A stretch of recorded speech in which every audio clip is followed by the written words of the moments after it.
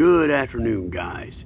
Today I'm going to talk to you about the very first thing you should do the moment that you feel like you were lost in the woods.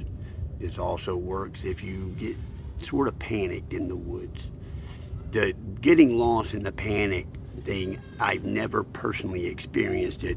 I have absolutely seen it, where people get lost and get scared and they're just running through the wood, like literally running through the woods. You can be calling their name and they'll run straight past you because they're panicked. They're not thinking clearly. So my advice for the very first thing that you should do if you get lost or you start looking around and you don't realize necessarily where you are, or you feel like something's watching you, if you've spent enough time in the outdoors alone, you know there's times where you just get a sense like something is watching me.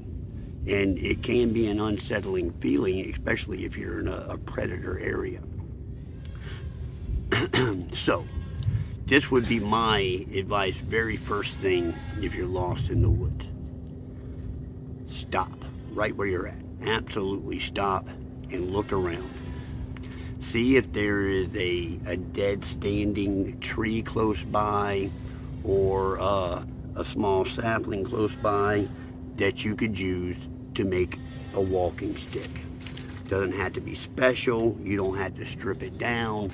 You don't have to do necessarily anything to it other than make sure that it is taller than your eye. That means when you're standing up and it's beside you, that it's above eye length. That way, if you fall or trip and you're holding the stick, no chance of it poking you in the eye. And it needs to have enough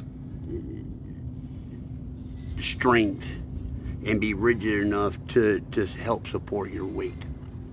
Now, while you're making this walking stick, ultimately it'll be pretty quiet. You'll be able to listen around to your surroundings and see if you hear anything of an indication of the direction that you would want to walk into if you were lost. And if you were just spooked, it'll give you time where you're able to assess your surroundings while you're looking for the stick that might serve as protection if something was watching you and was thinking on encroaching on you, whether it be human, a large predator animal, any number of things. If you are actually lost, you definitely want to call out for help. And staying still is good, and making the walking stick helps with that not moving. You would definitely want to call out for help. You also want to take an inventory of all the things you have on your person that might help in the situation. Any number of things might help that you don't even think about having until it's too late. So lay out your inventory in front of you and safeguard it, and take an inventory of what you have and figure out how you might use it to your benefit. So one of the biggest problems I see with people, especially if they're not experienced woodsmen, as they're walking through the woods, especially woods that does not have a trail, where you're going and weaving in between trees underneath a canopy or something like that, that they tend to grab a hold of every tree as they pass. This is a horrible idea. You're going to be brushing up against poison ivy vines.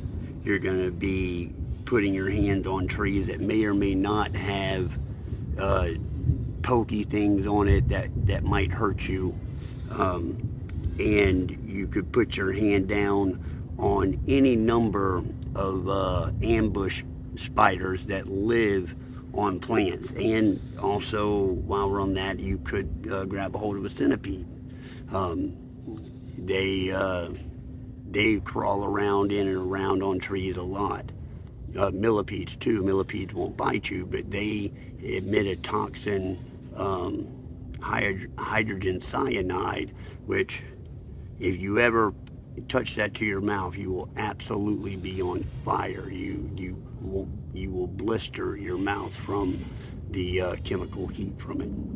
Now, if you're touching all the plants and you touch poison ivy, you might not break out on your hands. Maybe your hands are too rough for the aerosol to get into it, but everywhere else you touch on your body, you're going to be spreading the aerosol, and sooner or later you're going to have some type of dermatitis from it. So when you have the walking stick, you're holding on to the walking stick. You don't have to grab every tree and bush along the way. You can also use the walking stick to sort of knock down a path. In a situation like this, just all thick, but you want to get right over there because you see there's a clearing over there, and there's kind of a path through here, but it's overgrown, so you can just take the stick and just beat out your way through it, just like that. Just like that. Oh, that's some green briar right there. Get that out of my way. And then in a situation where you're walking around in a swampy area where there's snakes and stuff like that, you can use it to sort of beat ahead of you to make sure you're not stepping on anything. Did a video, I guess it's been over 10 years ago. I think I titled it "One Less Cottonmouth." And in that I used a stick much like this to kill that cottonmouth. And actually, this would probably be, no, it is absolutely my choice weapon against venomous snakes. It's just a long stick. If I whack them anywhere along their backbone with a stick, the fight is over. They are broken, and I can have my way with them.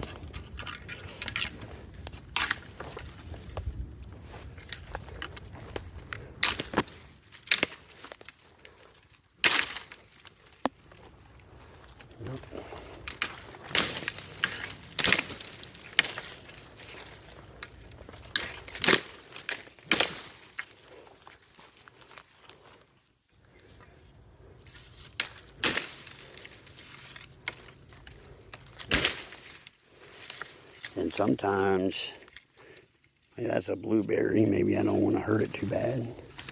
I just use this to push it down and out of the way.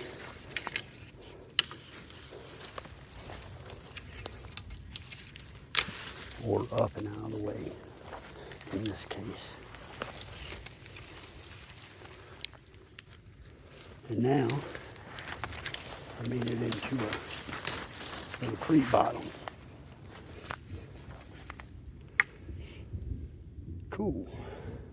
And when you're in open spaces like this, if you walk with the stick in front of you, just like you would with a walking stick, it'll protect your face from walking right into spider webs. Knock it out of the way, knock down spider webs as you're walking. If you're already spooked, and you're walking through the woods and you run into a mass of a spider web like this, all that's going to do is compound your panic. But if you have a walking stick like this and you're walking with it in front of you, it will handle the spider web for you. And largely you won't have to worry about it. Sort of a face guard for spider webs as you're walking. And that can help. It also gives you a little bit of, a feeling of security if you were spooked, that if something did come at you, you could sort of push it away or whatnot. There is a larger psychological element to this also. And police officers use this quite often in interrogation, where they'll come in and they'll sit down and they put all of their belongings down in front of you. But then across from them, you have nothing, like all of your stuff was taken away before the interrogation started, but he's got all that stuff on his side. Well, you having something, it gives you another sort of a psychological advantage that, hey, I have something. I'm not out here naked. I'm not alone. I have my walking stick. And I think that if you could put this in your head, and I don't know how easy it would be for someone who was panic prone to stop and slow down long enough to think about the idea that they needed to make a walking stick. But if you watch this video and you've seen it a couple of times, maybe it'll start to sink in that would be a good idea. And oftentimes, experience is the number one key to not panicking. I've already experienced that. I've already seen it, and I know how to combat it. Well, watching this video, that might not be a true self-experience, but you have experienced the idea of it, maybe even a couple of times, and then so it will be in your mind as something that you should do. It won't be completely a foreign idea to you. So guys, I hope you like this video. Click like, subscribe if you haven't already. Share this video with any of your new woodsmen that are going out and trying to learn about the woods, because this tip might help them out. See you later. Bring you some more great content just like this. Bye.